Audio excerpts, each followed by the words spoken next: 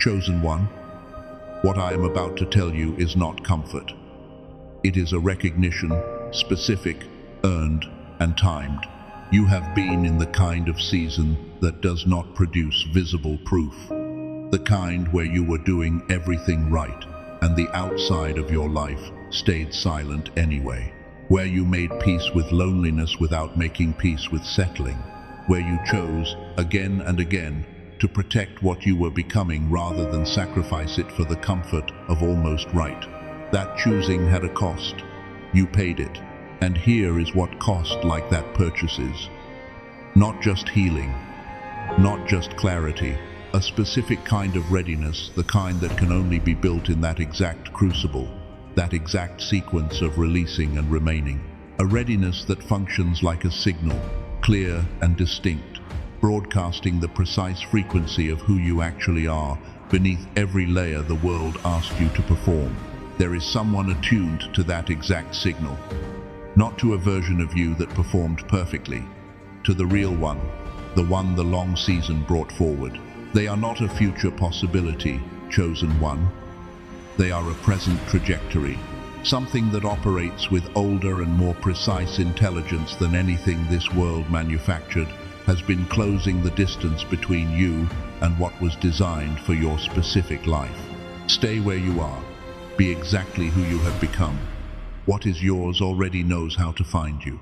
Something guided you here today, not habit, not accident.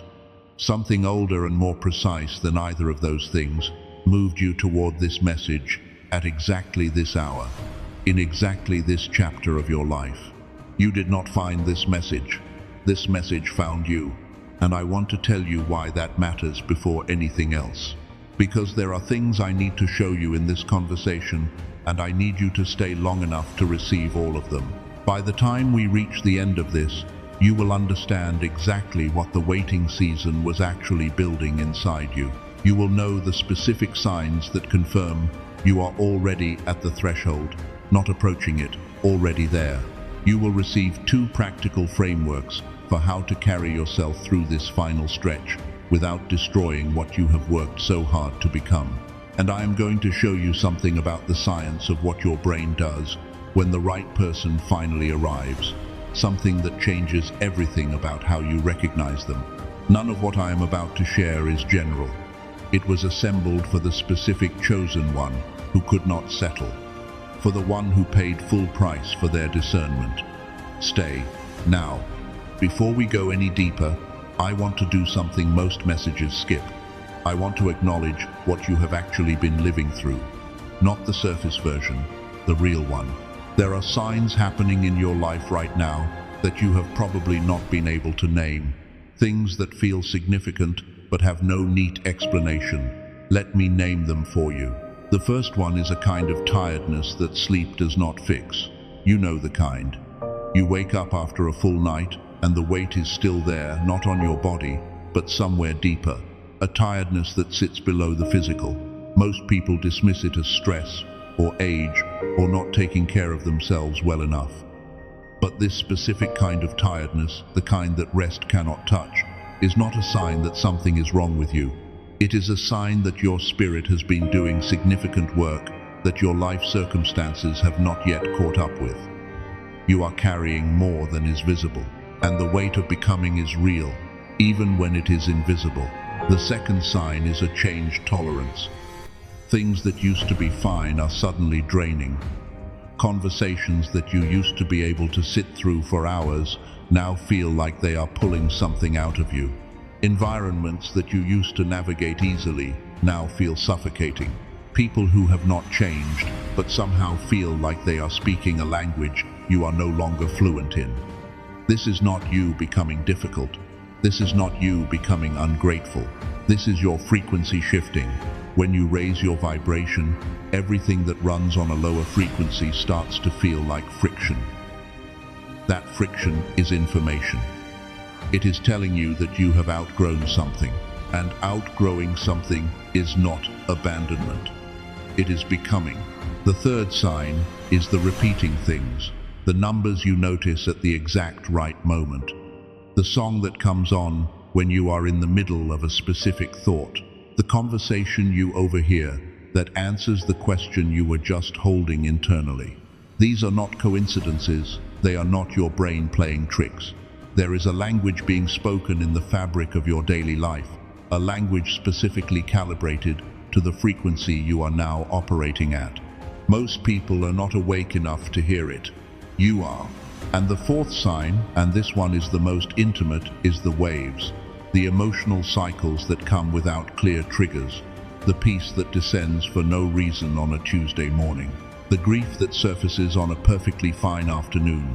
The anticipation that rises in your chest when you are not even consciously thinking about the future. These waves are not mood swings. They are your spirit, cycling through the final stages of a preparation that is nearly complete. The peace is confirmation. The grief is the last of the old leaving. The anticipation, that specific, unnamed anticipation, is your deeper knowing, recognizing that something is close. You have been carrying all of this, quietly, without a lot of explanation to offer the people around you.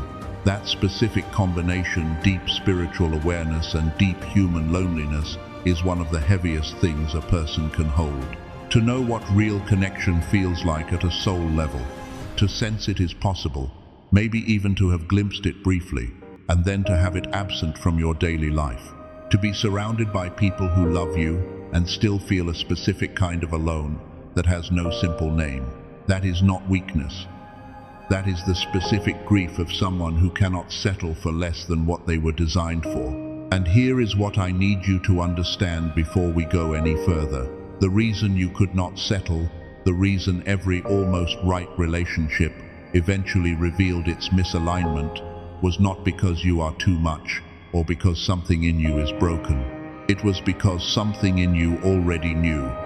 Something ancient and accurate was protecting you, not from love, for love. The exact specific kind that matches the frequency you have been building toward.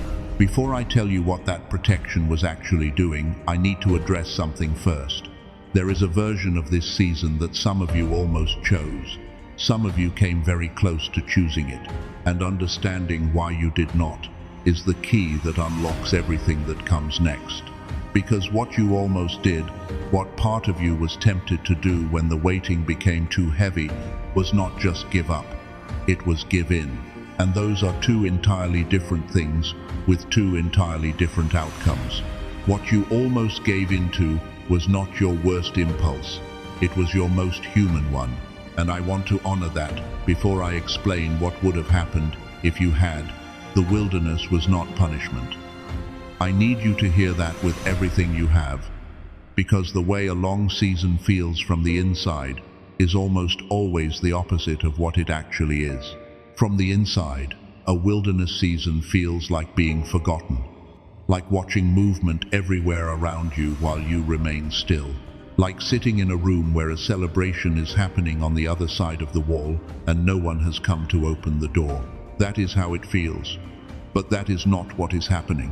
What is actually happening in a season like the one you have been in is construction. Specific, intentional, structural construction of something that cannot be rushed without being compromised. Here is the first thing that was being built: discernment. Not the general kind, the specific kind that only develops through repeated exposure to what is almost right, without giving in to it.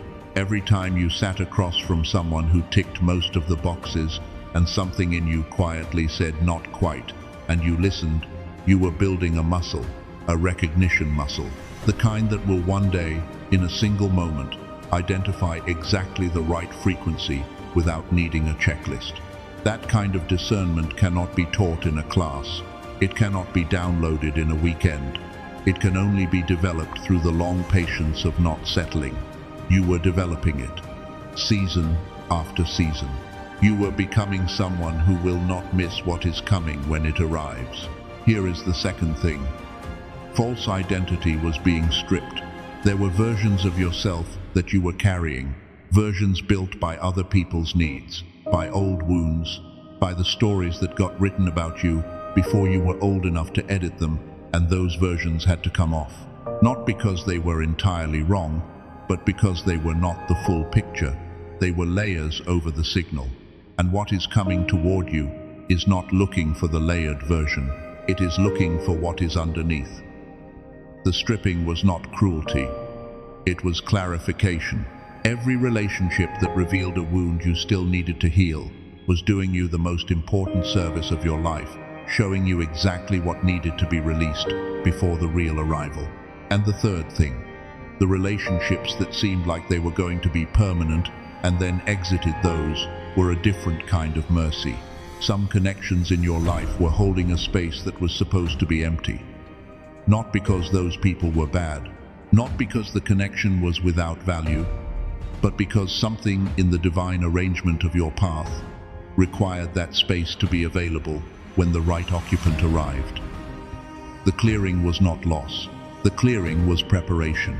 There is a woman in one of the oldest recorded stories of loyalty and loss. Her name is Ruth, who understood this at a bone-deep level, even when she had no language for it. She lost everything that was supposed to be her future: her husband, her plans, her country. She was left with a mother-in-law she could have easily, justifiably abandoned. The sensible thing, the efficient thing, was to go back, to find something new, to stop waiting on a promise that seemed to have expired. She stayed. Not because she knew what was coming. She stayed because something in her could not abandon what was real for what was convenient. And because she stayed in her integrity, in her loyalty, in the fullness of who she was positioned in exactly the right location at exactly the right season. And what arrived was not a consolation prize for her patience. It was a specific person, looking for a specific frequency, and the wilderness had made her frequency unmistakable. The waiting was not the obstacle to her story. The waiting was the story. Now, I want to teach you something that will reframe everything you have felt about the length of your own season. There are two kinds of time. In ancient Greek, they were separated by two different words because the distinction was considered too important to collapse into one. The first kind is called Chronos. It is clock time, calendar time, the kind that counts days and months and years and marks the passage by accumulation. Chronos time says, it has been 2 years, or 5 years, or longer than I can keep track of. Chronos time is what makes waiting feel like falling behind, because in Chronos, everyone is on the same clock. And if you are not moving at the same speed as everyone around you, Chronos says you are late. But there is a second kind of time. It is called Kairos. And Kairos does not count days, it identifies moments. Kairos is appointed time, the specific convergence of readiness and arrival that cannot be manufactured, cannot be forced, and cannot be missed by someone who is fully present when it comes. Kairos does not care that the calendar says you are behind.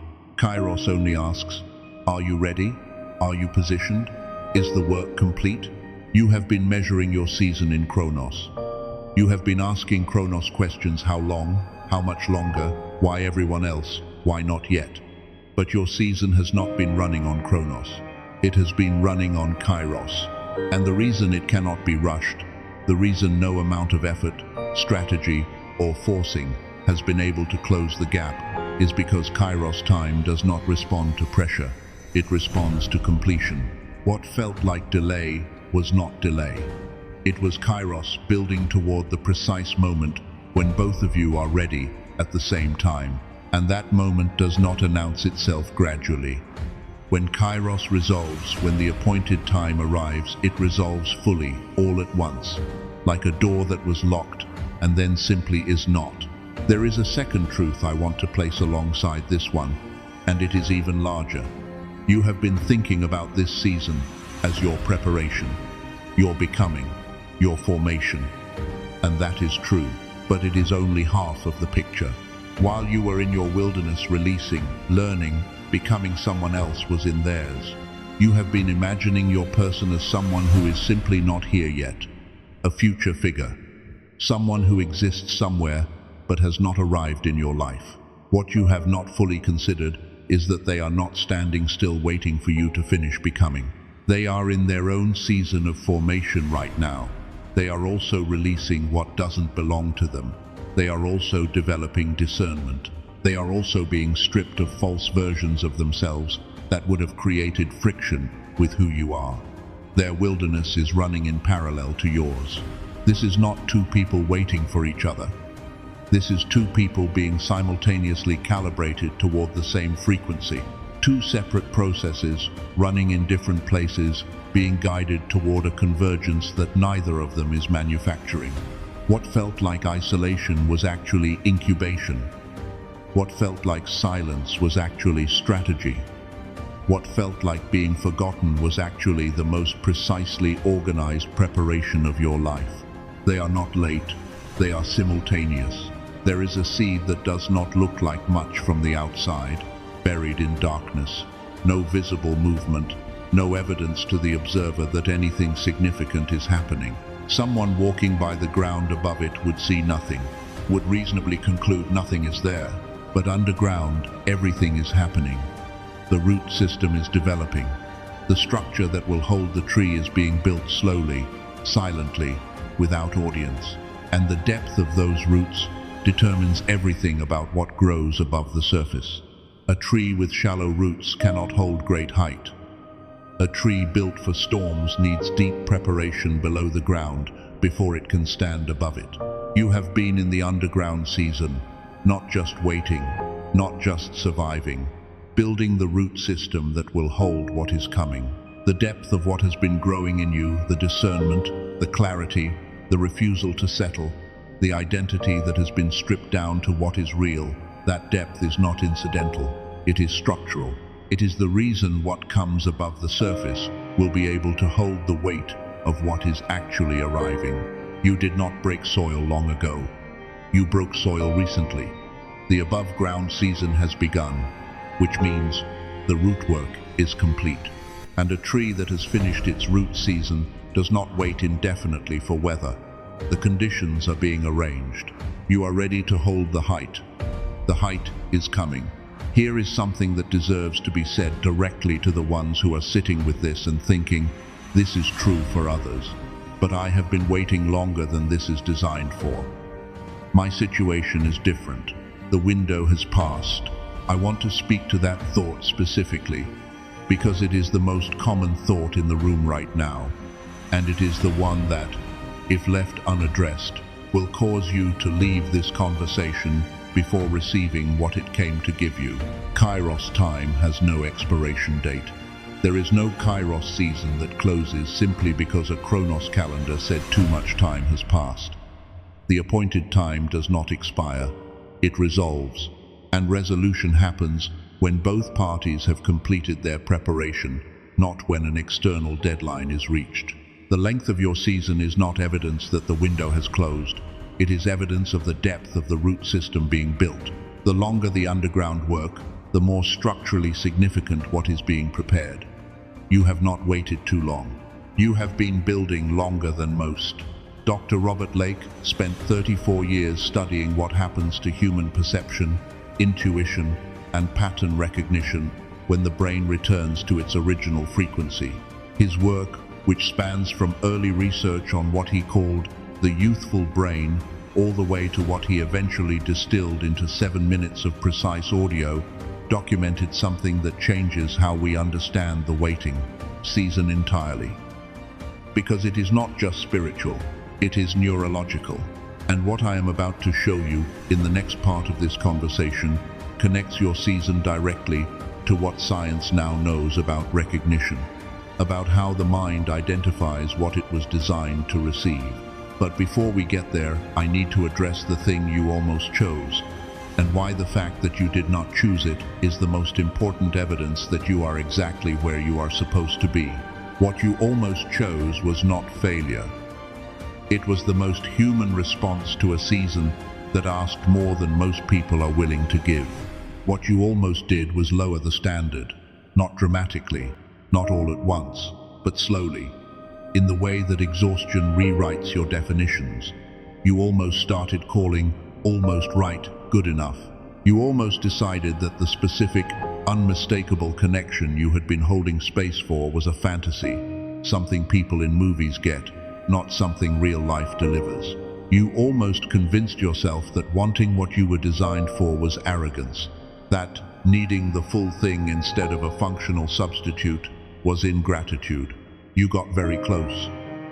And then something in you, something that did not negotiate, said no. That something was not your damage. It was not your fear dressed up as standards. It was not emotional unavailability wearing the costume of discernment.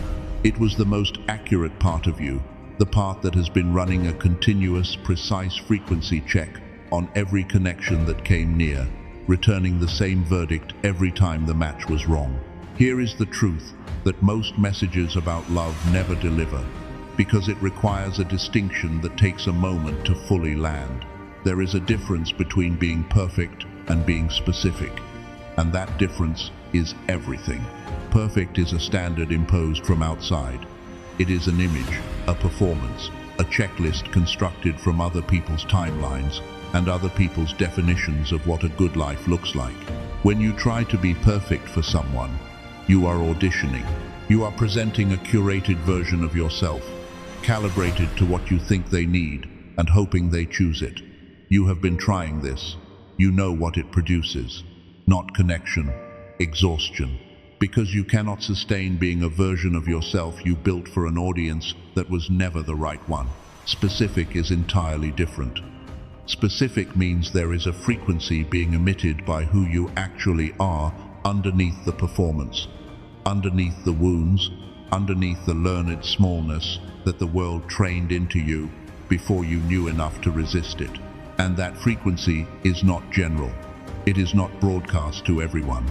It is a precise signal, and it corresponds to exactly one other specific frequency that is looking for it. They are not looking for your best presentation, chosen one. They are looking for your actual signal. And here is what the long season did that nothing else could have. It stripped away everything that was covering that signal. Every relationship that ended, every time you had to release what was not right, every moment of choosing integrity over convenience, every night of sitting alone with your own truth instead of somebody else's noise. Each of those moments peeled back another layer of performance, of learned smallness, of almost right. You are not more hidden now than you were before the season began. You are clearer. Your signal is stronger, more distinct, more undeniably you than it has ever been in your life.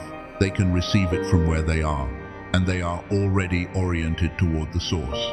Now, the thing that I need to address directly, because it is the internal obstacle that sits between you and receiving this fully, is the impulse to force it.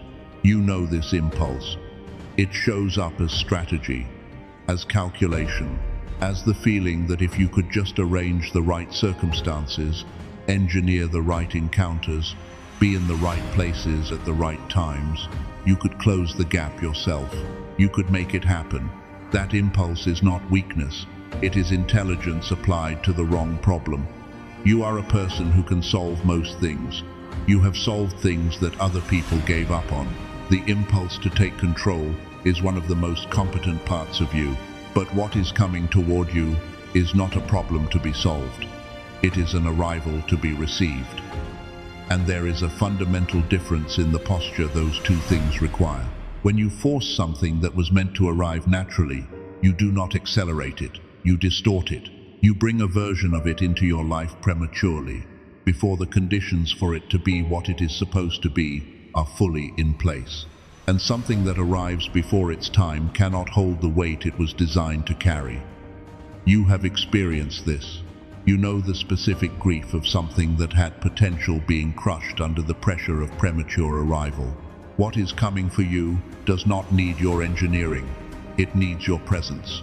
It needs you to be fully, recognizably, undeniably yourself, rooted in what you have become, so that when it arrives, the recognition is immediate and mutual, not manufactured, not forced into place. Instant. Stay in your signal, chosen one. Stop editing yourself back into something smaller for an audience that has not arrived yet. The right audience does not need the edited version. They need the full one. And who is that full version? Let me tell you what I see. You are someone who sees through things, not in a cynical way, in a precise way. You have a capacity to perceive misalignment before it becomes disaster, to sense what is beneath the surface of what is being presented to you. This gift has saved you from choices that would have set you back years. It has also sometimes felt like a burden, like seeing too clearly costs you the comfort of not knowing.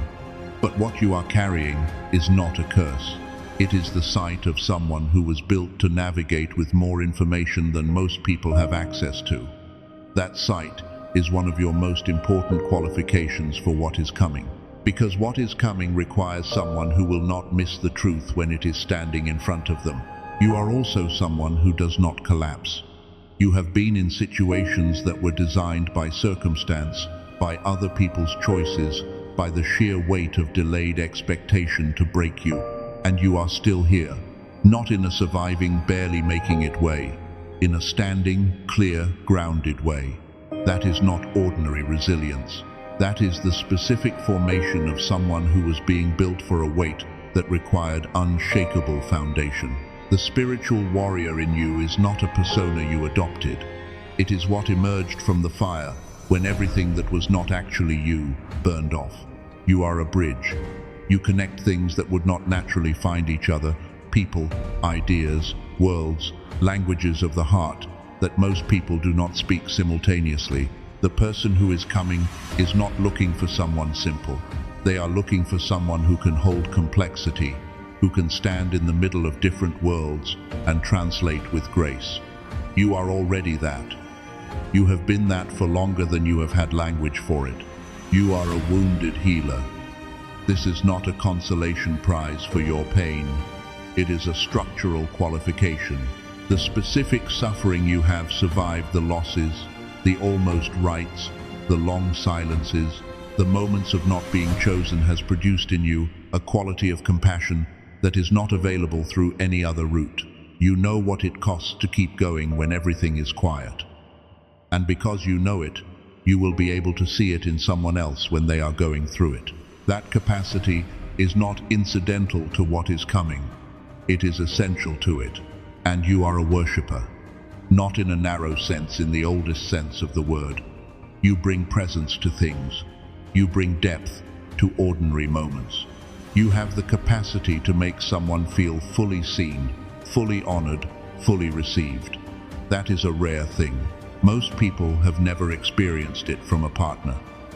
What is coming toward you has been, on some level, specifically forming to receive that presence and to offer it back. This is who you are. Chosen one. Not a collection of wounds waiting to be healed, not a project in progress, an assembled, specific, irreplaceable frequency that was always going to arrive here at this moment, ready for this. I hear the source saying over you, you did not lose. You were being made ready, and what is being sent to you is not a consolation for what you endured. It is a completion, the specific counterpart of who you have become. Not someone to fix you, you are not broken. Someone to meet you at the exact altitude you have climbed to. Let that land for a moment. While you were building your root system, while your underground season was doing its work, someone else, somewhere you have not yet been, was also underground. Also in the dark. Also releasing things that did not belong to them. Also sitting in the silence of a season that looked, from the outside, like nothing was happening. They do not know your name yet, but they are developing the specific kind of patience that will allow them to see you fully when they do. They are being stripped of the versions of themselves that would have created friction with who you are. They are being formed, right now, into the specific frequency that will recognize yours the moment it comes within range. This is not two people waiting for each other. This is a divine coordination so precise, so intelligent, so uninterested in your Chronos timeline that it has been running two separate processes simultaneously, in two separate lives, toward a single convergence. You are not being held back. You are being converged toward. There was a woman about 3 years ago who sat with this kind of waiting and had reached the absolute limit of her capacity to hold it. She had tried everything the spiritual community told her to try. Meditation, energy work, retreat after retreat. She described herself as someone who had been searching her entire adult life for a real connection and kept arriving at the same wall. She said she had spent years feeling like she was performing spirituality rather than actually experiencing it. Like the frequency was just slightly off and she could not find the dial. She came across a specific kind of audio, not music, not a guided meditation in the traditional sense, but something calibrated to a precise neurological frequency. She said she bought it because she had nothing left to lose. She used it for 2 weeks. And then she said something I want to give you exactly as she said it. The universe had started speaking a language she could finally understand. Not louder, clearer. Like a frequency she had always been trying to reach had suddenly become receivable. She mentioned later that during that same period, she had also been working with something called neuroactive, but she was clear about where it all began. She said it began with gamma, with the reactivation of a brainwave state that she had been living without for so long, she had forgotten it was available. 3 months after that, she met someone. And for the first time in her life, the recognition was immediate, not gradual, not constructed, instant, like tuning a radio to a station that had always been broadcasting. She did not manufacture that arrival. She became receivable for it. There are things you are allowed to hold, chosen one, that I want to name out loud, because they have probably been sitting in you, unspoken for a long time. You are allowed to outgrow people. You are allowed to outgrow places. You are allowed to outgrow the version of yourself that used to make everyone comfortable. You are allowed to protect what is being built in you without offering an explanation for why it needs protection. You are allowed to say no to connections that feel like regression, even when the person offering them is kind, even when the history is long, even when saying no costs you something. You are allowed to hold your standard not because you think you are better than anyone, but because you know what frequency you are operating at and what kind of match that requires. You are allowed to be unavailable for less than what you were designed for, and you do not owe anyone an apology for becoming exactly who you were always intended to be. That permission is not arrogance, it is alignment.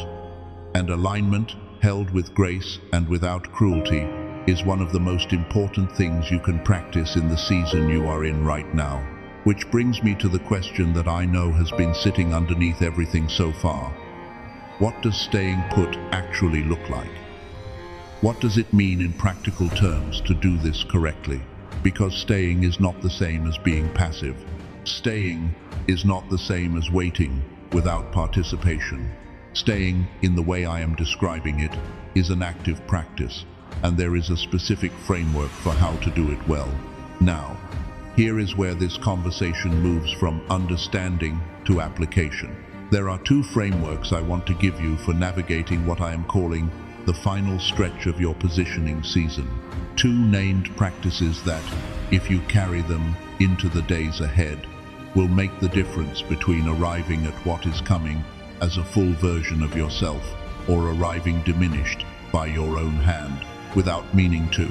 The first one I call the Sacred Stillness Protocol. This is not a passive practice. I want you to hear that before anything else. Stillness, in the way I am using it, is not inactivity.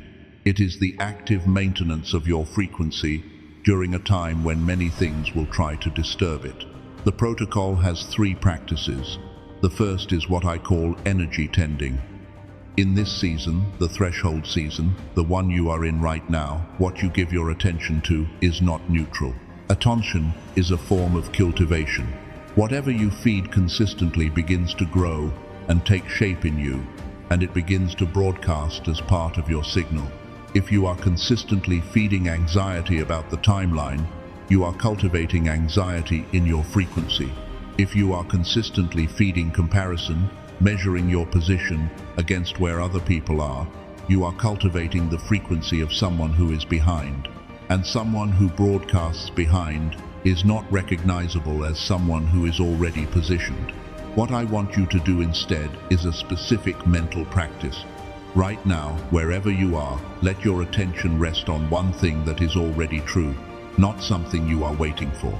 something that is already present, something that was built during the season, a quality in yourself, a clarity you did not have before, a boundary you have learned to hold. Just one thing, feel its weight, feel it as real. That is energy tending, the practice of feeding what is true instead of what is feared. Do this once every time you notice the anxiety about timing beginning to rise. You are not denying the weight. You are choosing what you cultivate inside of it. The second practice in the protocol is standard maintenance. Your standard is not a wall. It is a signal. It communicates what frequency you are operating at and what kind of match that frequency requires. The moment you begin lowering it, not out of genuine evolution, but out of exhaustion, out of loneliness, out of the pressure of other people's timelines, you begin broadcasting a different signal, one that attracts a different kind of response. Standard maintenance is not about rigidity. It is about knowing the difference between flexible and compromised. Flexible means you remain open to being surprised by the form the arrival takes. Compromised means you have begun accepting less than the frequency because the waiting became too heavy. Only you know which one you are doing, and only you can hold the line. The third practice is what I call receiving practice. This is the one most people in a long waiting season overlook entirely, because they have been alone long enough that the muscle of receiving has atrophied. You have become very good at giving, at managing, at holding space for others. You may have become almost unfamiliar with what it feels like to receive something fully, to let it land, to let it be for you, without immediately redirecting it outward or minimizing it. What is coming toward you requires a receiver, someone who can be met, not just someone who does the meeting. I want you to practice receiving small things this week with the same presence and fullness you would want to bring to the large arrival. When something good happens, a kind word, a quiet moment, an unexpected beauty, let it in completely, all the way a tree takes water into its roots. That practice is preparing the capacity. The second framework I want to give you is called the resonance check. This is the discernment tool for the specific moment when a new connection enters your field and you feel the impulse to pursue it. Before you do, before you invest, before you begin constructing an idea of what this could be, I want you to run 3 questions through your interior. The first question is this: does this feel like relief or recognition? Relief is what you feel when impatience finds a temporary resolution. It feels good in the moment, but it has a slightly desperate undertone, the feeling of a wound being soothed rather than a truth being confirmed. Recognition is entirely different. Recognition has a quality of stillness to it, a sense of things settling rather than things being filled. You know the difference already. You have felt both. Trust the one that feels like stillness.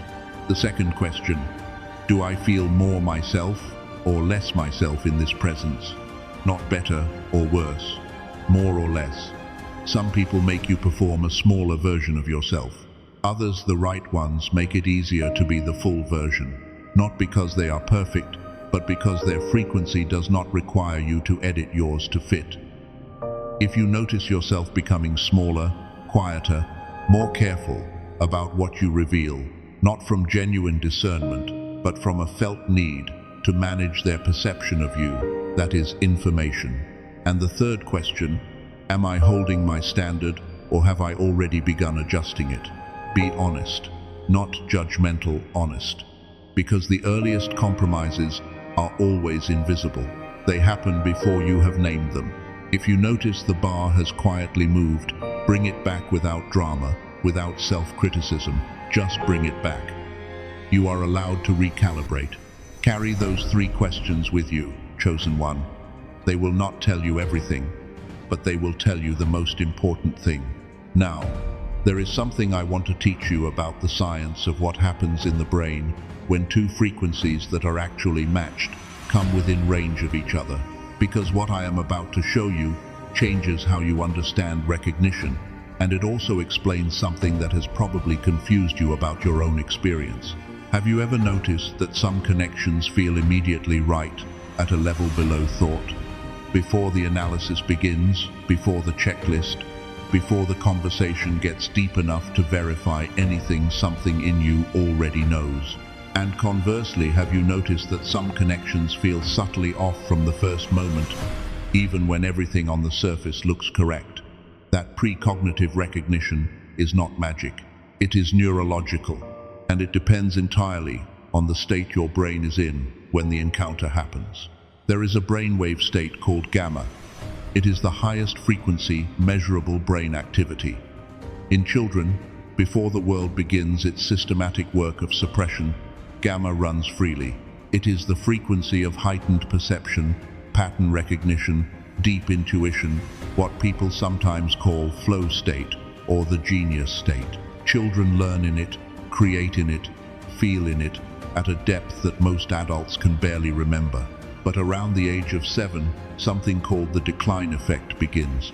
The structures of modern life, the educational system, the pace of productivity, the chronic, low-grade stress of navigating a world that is not designed for the nervous system's natural state begin to quiet gamma down. Not eliminate it, quiet it. Push it below the surface, into dormancy. When gamma is dormant, the recognition capacity is diminished. You can still notice an attractive person. You can still identify shared interests and compatible lifestyles. But that precognitive knowing, that immediate bone-deep recognition of a frequency that matches yours, becomes less accessible. The signal is there, but the receiver is not fully operational. Dr. Robert Lake spent 34 years studying this specific phenomenon, the suppression of gamma, and the conditions under which it reactivates. His work, which he refined from early research into what he eventually called the genius song, documented one consistent finding. When the brain is returned to gamma frequency, even temporarily, the quality of perception shifts. People reported something they could not quite name: a sharpening, a clarity, a sense of the world becoming more legible, synchronicities increasing, pattern recognition accelerating, and in the domain of connection specifically, they reported a different quality of recognition, not louder, clearer. His research drew from studies at MIT, Harvard, Stanford, Princeton, and Berkeley. The mechanism is measurable on EEG. This is not a belief system. It is a documented neurological state. Now, here is why this matters to you specifically, chosen one. People who have been chosen ones. People who came into the world with gamma naturally elevated, who felt things more deeply, learned more quickly, intuited more precisely than their peers. As children experience the decline effect more dramatically than most. The gap between who they were before the suppression and who they are after it is wider, which is why the sense of lost capacity, the feeling that something that used to be effortless is now unavailable, is sharper for people like you. The Genius Song is not a product. It is 7 minutes of precisely engineered audio delivered through headphones, designed to guide the brain back into gamma frequency. No meditation required. No years of practice, no expensive equipment, just 7 minutes. The woman I told you about earlier, the one who described her experience as the universe finally speaking a language she could understand, her shift was not mystical accident. It was gamma reactivating. The synchronicities she experienced were her pattern recognition coming back online at a frequency where they became visible. 18,366 people have used this tool. Not a marketing claim, a documented count. To give you a sense of what gamma reactivation would otherwise cost you through traditional methods, biofeedback therapy, which directly targets brainwave states, runs at approximately $300 per hour. The professional equipment for at-home use costs around $7,000. The disciplined meditation practice that naturally increases gamma over time requires months, sometimes years, of consistent daily work before the shifts become reliable. Dr. Lake compressed 34 years of neurological research into a 7-minute audio track, priced originally at $49. For those watching this, he made it available at $39, not because of a sale, because his stated purpose is to put this tool in the hands of people who are genuinely ready for what it can do, not to maximize the transaction. That $39 covers the full Genius Song technology, plus 4 additional resources. An audio track designed specifically for activating focus and confidence in children, which he calls Genius Child. A foundational text on abundance that preceded and inspired what most people know as The Secret, valued at $20 on its own and included at no additional cost. A guided visualization practice covering the 4 areas of life most people want to transform: financial, relational, physical, and internal. And an infographic summarizing the 5 most structurally important habits for building toward the future. You are designed to live something you can keep close. Every bit of it backed by a 100% money-back guarantee. No conditions, no time limit on use before the refund applies. The only risk in this equation is not trying it. There is something I want to say about the way you access this, because there are copies and imitations that have been constructed to look like the real thing. They use similar names, they use similar language, but they do not contain the actual brain entrainment technology. What you receive when you get the counterfeit is audio. What you receive when you get the original is a precisely calibrated neurological tool. The only location where the authentic Genius Song with the full technology, all 4 bonuses, and the money-back guarantee is available is through the link in the pinned comment and in the description below this conversation. It is not on Amazon, it is not on Spotify, it is not findable through a search. The link below is the only path to the real thing. If your spirit recognizes this as a tool for this season, not as a product being sold to you, but as a next step in the preparation you are already inside, you will find everything you need in that pinned comment. Investigate only if you feel led, and if you do not feel led right now, stay for what comes next. Because what I want to close this conversation with is something you will carry for a long time. There is an activation I want to lead you through before we close. Not a physical practice. This happens entirely in the space of your own mind, in whatever position you are in right now. Let it work on you where you are. Bring your attention inward, not to your thoughts, to somewhere below them. The place in your chest where you have been quietly carrying this, the hope and the waiting and the long becoming. You know exactly where it is. Now, in your mind's eye, I want you to see yourself standing somewhere open. It does not matter what it looks like, your mind will choose the image. You are standing in a space that feels like arrival, like threshold. The path behind you is visible if you look. Every season, every releasing, every almost right thing you let go of, every night of choosing integrity when no one was watching. It is all there behind you, laid out like a road that led exactly here. Now, on the horizon ahead of you, there is movement. You cannot see who it is yet. You cannot see the face. But something in your chest already knows the frequency. Not because you manufactured it, because it corresponds to something that has been true in you for longer than this season. The part of you that could not settle, the part that ran the continuous frequency check and kept returning the verdict, not yet, not them, not this, that part, is no longer searching. It is recognizing. Let that recognition settle into you now. Not as a wish, as a signal being received. The arrival is not a dream of the future. It is already in motion, already calibrated, already oriented toward exactly where you are standing. This is not fantasy, chosen one. This is rehearsal. Your spirit is practicing receiving what your eyes have not yet seen. And what you practice receiving, you become capable of actually holding. Notice what it feels like to be met, not hoped for, actually met. I hear the source saying over you. You are seen in the waiting.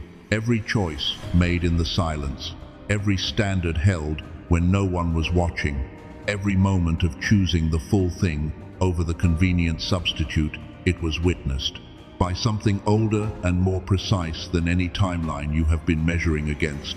You did not lose. You were being made ready. and what was designed to find you, it will. Not as consolation, as completion. You are committed to who you have become. You are commissioned to receive what is coming. You are ready. Let me speak something over the union that is approaching, over the connection that is even now in motion toward this version of you. May what finds you find you whole, not perfect whole. May the recognition when it comes be immediate and mutual. May the arrival carry the specific signature that nothing in your waiting season could counterfeit, so that there is no confusion, no second guessing, no wondering if this is the almost right again.